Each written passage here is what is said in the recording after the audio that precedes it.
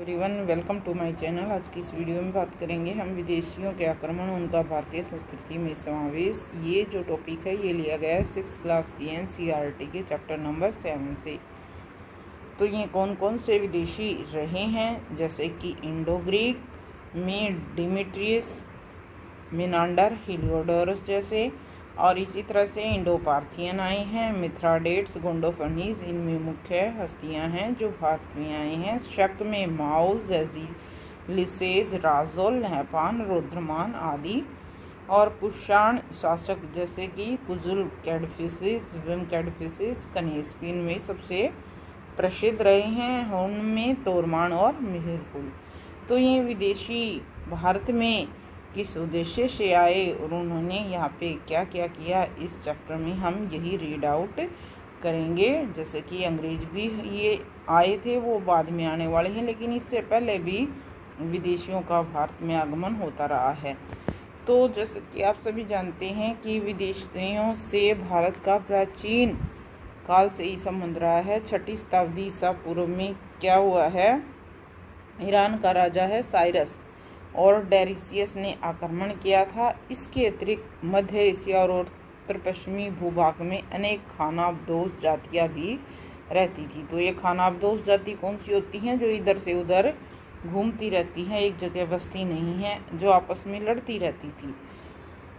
इससे पहले चैप्टर में हम रीड कर चुके हैं कि 326 ईस्वी पूर्व में यूनान के राजा सिकंदर ने भारत पर आक्रमण किया और 323 ईस्वी पूर्व में उनकी मृत्यु के पश्चात उसके उत्तराधिकारी उसके साम्राज्य को संभालने में असमर्थ रहे, और इसी कारण से ही अनेक राज्यों ने क्या किया, अपने आप को स्वतंत्र घोषित कर लिया। तो ये है विदेशी आक्रमण, स्टार्टिंग यहाँ से। आगे हम जान लेते हैं कि इन जातियों ने भारत पे आक्रमण किया, भारत से बाहर से आए थे, कोई प्रमाण नहीं मिलता कि ये कहाँ चली गई। तो हमें ये जातियाँ भारतीय समाज में ही विलीन हो गई और भारतीय संस्कृति के प्रचार प्रसार में ही लग गई। तो भारत पे आक्रमण करने वाली मुख्य विदेशी जातियाँ कौन सी है, जैसे कि यहाँ पे आपको जो ये डायग्राम शो हो रहा है, इसमें क्या है, मुख्य जातियाँ जो हम पहले ही डिस्कस कर चुके हैं, इंडो ग्रीक, इंडो पार्थियन, हुन, कुषाण और शक रही हैं। तो एक एक करके हम सीरियल वाइज इनके बारे में जानेंगे। सबसे पहले लेते हैं हम इंडो ग्रीक। तो ये भारत में कब आए? इंडो ग्रीक जो शासक हैं वो बैक्ट्रिया के गवर्नर डायोडोटस प्रथम ने स्वयं को स्वतंत्र घोषित कर लिया, और इसके बाद डायोडोस द्वितीय, यूथिडेमस प्रथम, द्वितीय और एंटियोकस प्रथम ने शासन किया। ये है उनकी शासन प्रणाली। तो इस वंश का पहला शासक कौन था? डिमिट्रियस, ठीक है, जिसने भारतीय भूभाग पे हमला किया और अफगानिस्तान और पश्चिमी भूभाग के प्रदेशों को जीता। फिर सेकंड है डिमिट्रियस द्वितीय, उसको हराकर यूक्रेटाइन प्रथम ने अपना राज्य स्थापित किया। इन शासकों की जानकारी के लिए हमें किस चीज़ की सहायता लेनी पड़ी? सिक्कों पर ही आश्रित रहना पड़ता है, या फिर भी इतिहासकारों ने अपने परिश्रम से इनका कालक्रम निर्धारित किया। इस वंश का सबसे शक्तिशाली शासक मिनांडर माना गया है, जिसने 155 से लेकर 130 ईसा पूर्वी तक लगभग शासन किया और उसकी राजधानी रही थी शालकोट। तो ये थे इंडो ग्रीक शासक। इनमें हम सबसे पहले जानेंगे मिनांडर के बारे में। तो ये मिनांडर कौन था और इसने कहाँ और किस तरह से अपने शासन को चलाया, ये सब हम जानेंगे। तो ये मूल रूप से कहाँ का? अलसंदा के निकट कलसी का रहने वाला था, जिसकी पहचान काकेशस भूभाग के अलेक्जेंड्रिया नगर से की गई, और इसका राज्य पश्चिम में अराकोसिया से पूर्व में रावी और उत्तर में स्वात घाटी के दक्षिण में पंच नद तक फैला हुआ था। इन भूभागों में हमें सिक्के प्राप्त होते हैं। मिनांडर ने साकेत व पाटलिपुत्र पे भी आक्रमण किया और इसे वहाँ विजय भी मिली, लेकिन आपसी फूट के कारण उसे वापस जाना पड़ा। पतंजलि जो है उन्होंने एक पुस्तक लिखी है, महाभाष्य। युग पुराण की गार्गी संहिता और कालिदास का नाटक जो है मालविकाग्नि मित्र में हमें मेनांडर के आक्रमण की पुष्टि होती है और उसमें सॉटर और डिकियाई की उपाधियां भी प्राप्त की थी। तो यहाँ पे जो ये सिक्का है ये क्या है, लीसस का चांदी का सिक्का जिसमें लक्ष्मी कमल पे ये कमल है और ये लक्ष्मी खड़ी हुई दिखाई दे रही है और यहाँ पे इस लक्ष्मी को अभिषेक करते हुए ये हाथी, और ये सिक्का माना गया है 57 से 35 ईस्वी पूर्व के बीच का। अब इस शासक जो है ये कौन सा शासक है, मेनांडर। तो इसके बारे में और जानकारी हमें कहाँ से मिलती है ये भी जान लेते हैं। तो इनके बारे में हमें जानकारी मिलती है मिलिंद पन्नो एक पुस्तक है, उसमें मेनांडर की बौद्ध भिक्षु नागसेन के साथ वार्तालाप का वर्णन मिलता है, जिससे पता चलता है कि नागसेन अत्यधिक प्रभावित हुआ और उसने अपना बौद्ध धर्म अपना लिया और उनके सिक्कों पर भी बौद्ध प्रतीक चक्र अंकित करवाया और इस काल को इंडो ग्रीक राजाओं में सर्वश्रेष्ठ काल माना जाता है। जनता इन्हें भगवान की तरह मानती थी और उन्हें इतना लोकप्रिय थी कि उनकी मृत्यु पर भी श्री की राख के लिए लड़ाई हुई थी। इसलिए इनके बारे में कहा जाता है कि मेनांडर जैसा शक्तिशाली योद्धा अपनी विजयों की अपेक्षा एक चिंतक के रूप में ज़्यादा प्रसिद्ध हुआ है। अन्य राजा इस वंश का है एंटीऑलकेड्स, जिसने भागवत धर्म अपनाया, ठीक है, और उसके काल में उनका ही गवर्नर है हेलियोडोरस ने एक गरुड़ स्तंभ का स्थापित करवाया और इस वंश का अंतिम शासक है हर्मीसियस, जिसने 75 से 55 ईसा पूर्व तक शासन किया था। इसके बाद में शक और कुषाण राजाओं ने अपनी इनकी सत्ता को समाप्त कर दिया। तो यहाँ पे जो हेलियोडोरस है उनके द्वारा बनाया गया ये वेश नगर विदिशा में 113 ईस्वी पूर्व में विष्णु ध्वज का निर्माण कराया गया है। ये विष्णु ध्वज यहाँ पे आपको शो हो रहा है। अब बात करते हैं इंडो पर्थियन शासकों की। तो ये इंडो पर्थियन शासक कौन कौन से थे, जैसे कि अरसाकोस के नेतृत्व में पर्थिया यानी कि ईरान आज़ाद हो गया। मिथ्राडेस इस वंश का पहला राजा था। उसने इंडो ग्रीक राजाओं से सिंध और झेलम नदियों के बीच में जो भूभाग था उसको जीत लिया युद्ध करके, और इन राजाओं में गोंडो फर्नीस सबसे प्रसिद्ध राजा माना गया है। इंडो पर्थियन शासकों में सबसे प्रसिद्ध शासक किसको माना गया है, गोंडो फर्नीस को, और उसने इसके साथ साथ शक और कुषाणों से भी संघर्ष करके अपना विशाल साम्राज्य स्थापित किया। और इसके काल में ही ईसाई धर्म प्रचारक है संत थॉमस वो भारत आया था। आगे बात कर लेते हैं शक शासकों की। तो ये शक शासक कब भारत में आए और उन्होंने किस तरह से अपनी सत्ता स्थापित की। शकों ने कीपिन पर अधिकार किया, ठीक है, और ये कीपिन किस नाम से, कश्मीर के नाम से पहचाना गया है।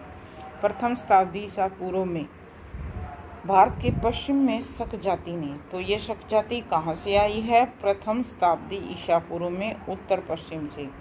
और चीनी जो प्रमाण है वो ये कहते हैं हांग नू जाति के लोगों ने यूची जाति पे हमला किया, तो यूची जाति ने पश्चिम की ओर पलायन कर दिया और वहां रहने वाली शक जाति को दक्षिण की ओर खदेड़ दिया। मतलब ये एक श्रृंखला चली है चीनी प्रमाणों के अनुसार कि हांगनू जाति है उन्होंने यूची पे हमला किया और यूची ने किस पे, पश्चिम की ओर पलायन कर लिया, तो वहाँ रहने वाली जो शख्स जाति है उनको दक्षिण की ओर भगा दिया। पतंजलि का महाभाष्य ने सुदूर उत्तर पश्चिमी सीमा पर यवनों के साथ रहने वाले बताते हैं और महाभारत में उन्हें साकल स्याकोट से आगे उत्तर पश्चिम की ओर बर्बरों और यवनों के साथ रहने वाला बताया गया है। अब इसके अलावा इसमें जो मध्यकालीन जैन ग्रंथ हैं वो इनको क्या बताते हैं, तो ये बताते हैं कि जो जैन ग्रंथ कालकाचार्य कथानक के रूप में शकों के आक्रमण के विषय में हमें एक कथा बताते हैं कि ये जो कथा है उसके अनुसार कालक नामक आचार्य मालवा के राजा ग्रवगिल से अधिक नाराज था।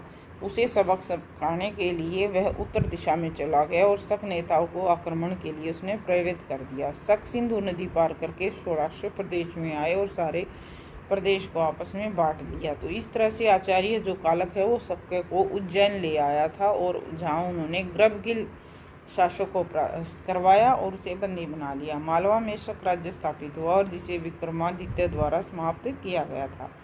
इस जैन ग्रंथ में कितनी ऐतिहासिकता है कि कितना सच है ये तो नहीं कहा जा सकता, परंतु बिना आधार के इसे हम निर्मूल भी नहीं मान सकते, इसको हम बेकार भी नहीं मान सकते कि इसमें कुछ तो सच्चाई रही होगी।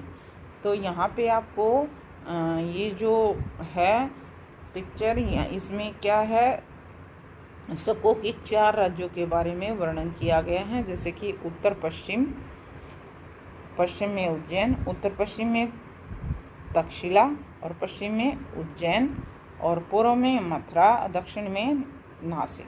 ठीक है। अब तक्षशिला के शक शासक माउज इस वंश का सबसे प्राचीनतम राजा था, जिसके सिक्के हमें उपलब्ध होते हैं जिन पर खरोष्टी लिपि में राजा तिराज महान लिखा गया है। इनके उत्तराधिकारी एजेस प्रथम व एजेस द्वितीय थे, जिनकी जानकारी हमें केवल सिक्कों से मिलती है। इंडो पर्थियन राजा गोंडोपर्नीज ने इस वंश का अंत किया है। तो तक्षशिला में कौन से शासक रहे हैं? तक्षशिला के शक शासक, मतलब शक शासक 4 राज्य जो अभी हम ऊपर पढ़ के आए हैं तो उन्हीं का वर्णन है। अब मथुरा में शक, मथुरा का जो प्राप्त सिंह शीर्षलेख है वो हमें बताता है कि राजुल और सोडा और राजाओं के बारे में। दोनों को महाश्त्रप कहा गया है और सब इस वंश की स्वतंत्रता कनिष्क के राज्यकाल में समाप्त हो गई थी, जब महाश्त्रप खरपल्लान व क्षत्रप वंश पर ने कनिष्क की अधीनता स्वीकार कर ली थी, मीन्स अपने आप को कनिष्क के अधीन मान लिया था। तो ये राजुल का मथुरा से प्राप्त सिंह स्तंभ शीर्षलेख है, पहली शताब्दी ईस्वी पूर्व में। और जूनागढ़ अभिलेख रुद्रदमन 150 ईस्वी पूर्व भाषा इसकी संस्कृत है और लिपि ब्राह्मी है। ये जूनागढ़ अभिलेख यहाँ पे आपको शो हो रहा है। अब जानेंगे नासिक में शक और उज्जैन के शकों के बारे में। तो ये नासिक के शक में यहाँ पे मेनली 2 राजाओं का मुख्य वर्णन है, ये हैं भूमक और नहपान। नहपान इस वंश का शक्तिशाली राजा था, जिसके राज्य में राजस्थान, गुजरात, पश्चिमी मालवा, उत्तर कोंकण, नासिक व पुणे का इलाका शामिल है। नासिक गुहा लेख है, इसमें हमें जानकारी मिलती है कि नहपान की राजधानी थी मितनगर। इस वंश का प्रथम पतन गौतमी पुत्र शातकर्णी ने किया है। अब ये हैं इनके नासिक के शकों के बारे में। अब उज्जैन के शक, तो इनको स्थापित करने वाला कौन था? चस्टन ने की। इनकी स्थापना मुद्राओं पे चैत्य, जैसे चैत्य हमें बुद्ध धर्म में पढ़े हैं ना, तो इनकी मुद्राओं पर चैत्य के प्रतीक मिलते हैं। संभवतः इन्होंने बौद्ध धर्म अपना लिया था। रुद्रदमन इस वंश का सबसे प्रसिद्ध शासक रहा है, जिसके जूनागढ़ अभिलेख में हमें बहुत ज़्यादा जानकारी मिलती है। इन्होंने अनेक सफलताएं अर्जित की और दक्षिणापथपति शातकर्णी को युद्ध में 2 बार हराया। उसने सिंधु को सोवीर प्रदेश को भी जीता, जिसने सुदर्शन झील का जीर्णोद्धार करवाया था। गुप्त वंश के समय में इस वंश का अंत हुआ। जैसे कि ये जो सुदर्शन झील है, पिछले लेसन में हमने रीड आउट किया था कि पुष्यमित्रगुप्त ने इसको निर्मित करवाया था और इसका जीर्णोद्धार करवाने का कार्य किया है उज्जैन के शकों ने। यानी कि अभी हम किसके बारे में? रुद्रदामन के बारे में पढ़ रहे हैं। इसके बाद आक्रमणकारी रहे हैं भारत में कुषाण शासक। तो कुषाण जो जाति है वो किस जाति का? यूची जाति का ही एक हिस्सा मानी जाती है, जिसे हुण जाति ने निकाल दिया था और जाति दक्षिण की ओर आगे बढ़ी और शक जाति पे हमला करके अपना राज्य स्थापित कर लिया। इन संघर्षों के दौरान यह जाति 5 भागों में बट गई। 5 में से एक भाग कुषाण का था। ईसा की पहली शताब्दी में कुषाण शाखा ने अन्य 4 को भी जीत लिया और अपना राज्य विशाल राज्य स्थापित किया। तो ये कुषाण शासक कौन कौन से थे? सिलसिले वाइज या क्रमवार हम इनका भी अध्ययन कर लेते हैं। सबसे पहले लेंगे हम कैडफिसिस प्रथम। ये पहला शासक है जिसने देवपुत्र की उपाधि धारण की है। इसका साम्राज्य सिंधु नदी और ईरान की सीमा के बीच था। इसने इंडो ग्रीक और इंडो पर्थियन राजाओं को हराया। इनका राज्य हुआ है संवत 40 ईस्वी से लेकर 65 ईस्वी तक। और इसके बाद है कैडफिसिस द्वितीय। इन्होंने शक राजाओं को हराकर कहाँ पे पंजाब, उत्तर प्रदेश, कश्मीर, मथुरा और वाराणसी में अपने राज्य का विस्तार कर लिया। उपाधियां इन्होंने धारण की हैं महाराज, राजाधिराज, महेश्वर, देवपुत्र आदि की। धर्म इन्होंने अपनाया है शैव धर्म, परंतु अन्य धर्मों का भी ये सम्मान करते थे। इनका राज्यकाल रहा है 65 ईस्वी से लेकर 78 ईस्वी तक, 65 ईस्वी से लेकर 78 तक। अब इस वंश का जो सबसे शक्तिशाली शासक रहा है कनिष्क, जिसके बारे में हमें बहुत ज़्यादा पता चलता है, और इसने शासन किया है 78 ईस्वी से लेकर 120 ईस्वी तक। इनकी आधुनिक राजधानी थी आधुनिक पेशावर पुरुषपुर थी, जिसे उसने सार्वजनिक भवनों, महलों और बौद्ध विहारों से सजाया हुआ था। एक विशाल सतम का निर्माण भी करवाया जो लकड़ी की 13 मंजिलों तक फैला हुआ था। तो ये हैं मुख्य कुषाण शासक। यहाँ नीचे पिक्चर में कुछ शासकों निर्मित सिक्के दिखाए गए हैं, जैसे कि जान लेते हैं। ये हैं कैडफिसिस द्वितीय, कनिष्क का पिता। जो कनिष्क हैं उसके पिताजी हैं ये। और कैडफिसियस कांसे का सिक्का, एक तरफ राजा और दूसरी तरफ नंदी के साथ। ये कांसे का सिक्का है, एक तरफ तो राजा खुद है, कौन, ये भी कैडफिसिस, और दूसरी तरफ है। अब कनिष्क द्वारा प्राप्त की गई सफलताओं के बारे में बात कर लेते हैं। तो कश्मीर की जो विजय है, सबसे पहले कनिष्क ने कश्मीर पे विजय प्राप्त की। उसे अच्छा लगा कि इसका नाम कनिष्कपुर नामक नगर की स्थापना की, और आज भी एक छोटे गांव के रूप में इसे जाना जाता है, जिसे निस्पोर के रूप में अब जाना जाता है। मतलब उन्होंने उसका नाम क्या रखा था, कनिष्कपुर। शक राजाओं के साथ युद्ध। उसने पंजाब, मथुरा और उज्जैन के शक राजाओं को हराकर अपने राज्य का विस्तार किया है। इसी तरह से मगध पे भी उन्होंने विजय हासिल की है। तो कनिष्क की जो महत्वपूर्ण सफलता है वो किसे माना गया है, मगध की विजय। चीनी और तिब्बती प्रमाण ये बताते हैं कि उसने पाटलिपुत्र पे हमला किया और राजा से सबसे अधिक मूल्यवान वस्तु मांगी। तो राजा ने बौद्ध भिक्षु अशोक घोष को दे दी थी। तो अशोक के प्रभाव से ही उन्होंने बौद्ध धर्म अपना लिया। अब चीन के विरुद्ध सफलता के बारे में भी बात कर लेते हैं। कनिष्क ने क्या किया, चीन के राजा के पास अपना राजदूत भेजा कि अगर वह उसकी अधीनता स्वीकार कर लेगा। तो चीन के राजा ने राजदूत को बंदी बना लिया। उसके बाद चीनी राजा का कनिष्क के साथ युद्ध हुआ, तो कनिष्क को हार का सामना करना पड़ा, परंतु अगले वर्ष पूरी तैयारी के साथ उसने फिर चीन पे हमला किया और उसे इसका नतीजा क्या मिला, काशगर, यारकांद और खोतान चीन के प्राप्त हुए। इसे यानी कि कनिष्क को जीत हासिल हुई।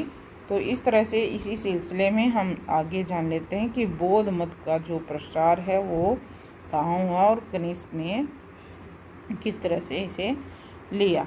कनिष्क ने बौद्ध मत से प्रभावित होकर इसे स्वीकार कर लिया, लेकिन कनिष्क की मुद्राओं पर सभी देवी देवताओं के चित्र मिलते हैं। उनकी धार्मिक उदारता का प्रमाण ये हमें बताते हैं और उनके प्रयासों से ही बौद्ध मत मध्य एशिया, चीन, तिब्बत आदि प्रदेशों में फैला। कनिष्क ने प्राचीन बौद्ध विहारों का जीर्णोद्धार करवाया, नए स्तूप विहारों का निर्माण करवाया, भिक्षुओं के यापन के लिए आर्थिक सहायता भी दी। महात्मा बुद्ध की अनेक मूर्तियां भी इसी काल में बनी हैं। इट मीन्स कहने का अर्थ ये है कि जो महात्मा बुद्ध की अब तक सिर्फ विचारों की ही महत्ता दी गई थी, इस काल में क्या हुआ, अनेक मूर्तियां भी बनने लग गई। तो यहाँ पे जो ये पिक्चर शो हो रही है आपको, इसमें क्या दिखाया गया है, कुछ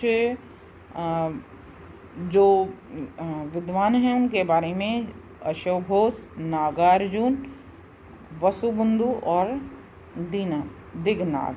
ठीक है, तो ये जो है इस काल में मुख्य रहे हैं। इनके काल में ही बौद्ध धर्म की चौथी महासभा कुंडनवल कश्मीर में बुलाई गई, जिसमें 500 के लगभग भिक्षुओं ने हिस्सा लिया है। इस सभा का प्रमुख धर्माचार्य कौन रहा है? अशोक घोष रहा है। वसुमित्र नागार्जुन रहे हैं। बौद्ध धर्म में अनेक मतभेदों को समाप्त नहीं किया जा सका और बौद्ध धर्म दो भागों में बट गया। जो प्राण सिद्धांतों में ही विश्वास रखता था उन्हें हीनयान कहा गया, और जिस वर्ग ने समय के अनुसार उसमें परिवर्तन कर लिया गया और महात्मा बुद्ध की मूर्ति पूजा शुरू कर दी तो उसे महायान संप्रदाय के रूप में माना गया।